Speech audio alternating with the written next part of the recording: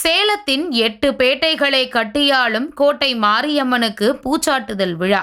1 ton எடையுள்ள நறுமணம் வீசும் மலர்களை பக்தர்கள் கூடை கூடையாக சேலத்தின் முக்கிய வீதிகளில் சுமந்து வந்து பூச்சாட்டுதலில் பங்கேற்பு. சேலம் பழைய பேருந்து நிலையம் அருகே அமைந்திருக்கிறது கோட்டை மாரியம்மன் திருக்கோவில். இக்கோவில் சேலத்தில் அமைந்துள்ள 8 மாரியம்மன் கோவில்களுக்கும் முதன்மையானதாக விளங்குகிறது. இதனால் 8 பேட்டைகளை கட்டியாலும் அன்னை கோட்டை மாரி என்ற சிறப்பு பெயரும் இக்கோவிலுக்கு உண்டு.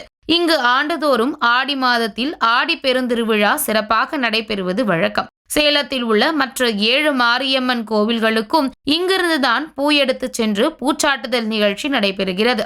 இது தொன்று தொட்டு வரும் வழக்கமாகும். சேலம் மாநகரின் காவல் தெய்வமாக போற்றப்படும் இக்கோவிலின் ஆடி திருவிழாவிற்கான முகூர்த்த கம்பம் கடந்த 2ஆம் தேதி நடப்பட்டது. அதைத் தொடர்ந்து ஆடி மாதத்தின் முதல் செவ்வாய்க்கிழமை அன்று பூச்சாட்டுதல் விழா நடைபெற்றது.